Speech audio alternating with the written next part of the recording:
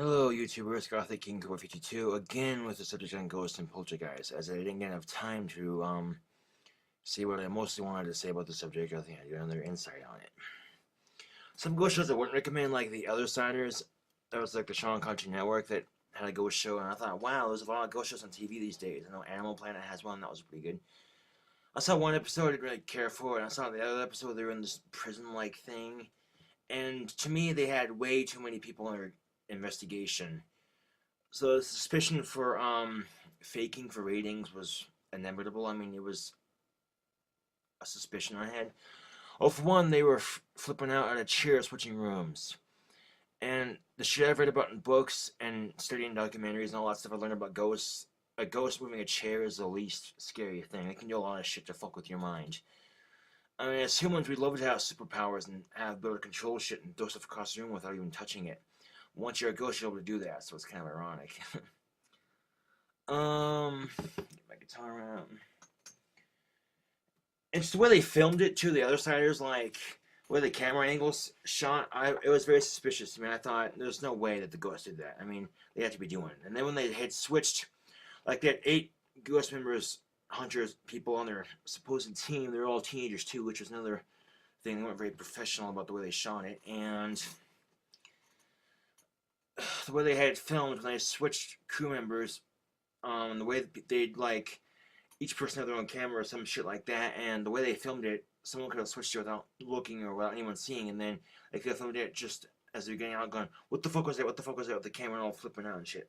Or they could have done it, and then they had to switch. Like the 4 people that were upstairs went downstairs to see if the next set of people had the same experiences, and the chair supposedly switched places. I'm not saying it was or wasn't a ghost. I'm just saying, suspiciously, it was suspicious shit. It was suspicious where they filmed the TV show. However, if you go to Discovery, not Discovery, but Sci-Fi Channel, you watch TAPS, the Ghost Hunters team. They're very professional about the way they film it, and then they try to debunk the shit they find. I have their book too on ghost hunting. I haven't quite gotten to it yet because, like I said, I have a stack of books over here that I haven't quite finished yet, and I finished one, but I still got 2 left to finish. Anyway, the book and their quote for saying, if you go into a location assuming everything is evidence, you'll get everything, it'll seem like evidence. But if you go into a location and you try to debunk everything, you'll get the evidence that you can't explain away, and that makes for true ghost evidence. In the book, too, they're quoted for saying that they hate it when they don't get evidence on a location, but they're even more eager and more excited when they do get evidence on the next location. So. Check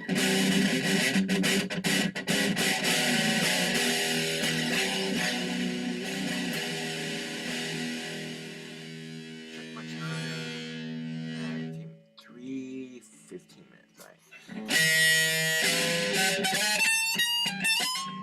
I'll tell you one of my ghost experiences. I had my first one.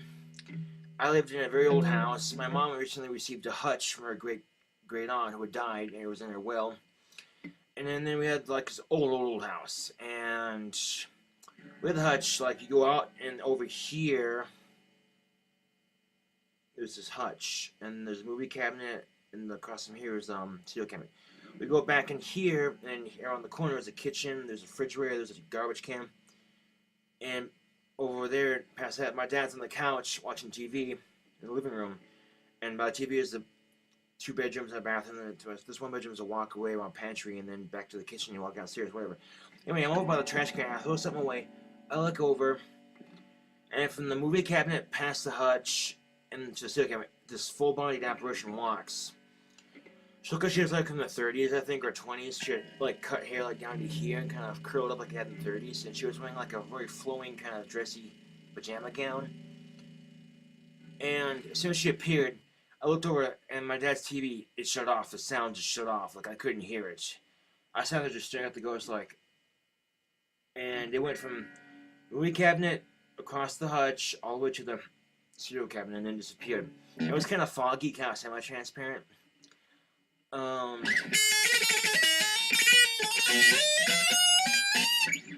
And as soon as it disappeared, the sound came back on. Like now, every time I see a ghost, the sound will shut off. Like I won't hear anything or see anything except what the ghost is doing. It's really cool. I'm like, Dad, did you see that? Did you see that? Did you see that? And I'm like all excited because I just saw a ghost, and he's like, see what? He didn't see it, and I was kind of pissed off. And then I'm always kicking myself in the ass because every time I see a ghost, I never have a camera on me because I never think to take a picture because I keep telling my parents I'm seeing ghosts, and they keep thinking, oh, she's doing it to scare her sisters or this, and this, and they don't believe me. But so it's kind of frustrating. In that same house, though, my entire family was there. My grandparents, my sister, and my mom and dad, and we were all sitting at the table. All of a sudden, this picture, when a high chef goes, plops over on its face. We all look up and go, we're all just silent. And then we continue talking, you know. And a couple of days later, the same thing happens, only it's on a lower shelf on the picture. It just goes of no cost, all on its own. Second house I lived in was haunted by a hippie ghost, I believe, who, I believe died. Someone, he was, total pothead. Someone put crystal meth on his pot, and that's how he died. And lots of, I think about that time we had my sister Sam, and she was going like this as she walked downstairs. And I'm like, and she knew what she was doing. And then she got downstairs and looked up. I'm like, who are you looking at, Sam? Sean? That's the name of the ghost, Sean. She goes, yeah. I was like, holy shit. And the entire basement was painted purple, too. And it's always so fucking cold down there. And, once I got the words purple haze, like I was saying like I was stoned. I had no idea why I was saying it. And then I found out from my friend that purple haze is this type of marijuana. And that really unnerved me. And the upstairs, too, was painted like someone put sponges and dabbed that with paint, like spots or whatever. And we had a problem with the pipes. It just tapped like. But I don't believe it was the pipes. Some of them might have been the pipes, some of them might have been Sean. Because then we'd all see like something like a ping pong ball bouncing on cement, like. And this house had a more nasty environment to it than the first house did. Both houses were in the same town. And so I thought, I'll talk about a conversation with Sean. So I'm like, Sean, if you want to answer my questions, tap once in the pipes for yes and twice for no. And I asked the questions that I thought were true, and sure enough, I got once for yes and twice for no, and all the questions I thought were right. It was mind-boggling. And I moved back to Casper from North Dakota, and first house I lived in was brand new, but the guy that built it did a shitty job building it, so he skipped town. Anyway, babysitting my sister Sam downstairs. My parents and my other sister are out of the house looking at new houses because the one they're in right now sucked. And me and my sister Sam both here would sound like boots walking across the kitchen floor. Like, we had 2 dogs, which I'll show in a video later. We had 2 dogs, and between their patter feet and the boots, big difference. And my sister Sam goes, Mommy and Daddy are home. I'm like, no, Sam, they're not home. She goes, yes, they are. I'm like, no, they're not. She goes, I'll go check upstairs. And I knew no one was home because I would have heard their voices. And I convinced her to stay downstairs. And sure enough, a couple hours later, when they finally did get home, we heard their voices. And it was a truly weird experience.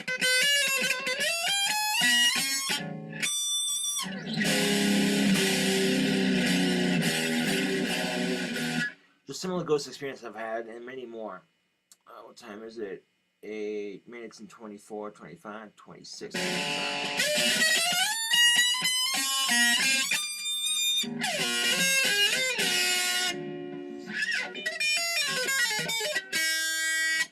believe the first ghost I saw in the first house was, his name was Jack. He died of alcohol poisoning or some shit. I don't know if that was his ghost or someone else's or my great aunt. I'm not sure, but.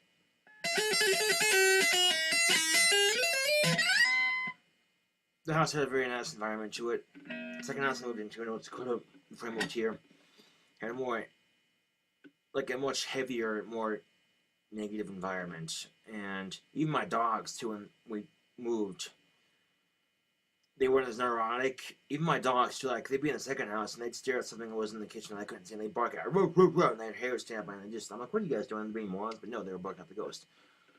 In the first house, though, before Chocolate died recently, she was very old. In the middle of the night, she just woke up and started growling at something that we all couldn't see. And it freaked my mom out, my stepmom out so much. She walked around the house with the fucking kitchen knife going like that, thinking there was an intruder, and there wasn't anyone in the house. So, yeah.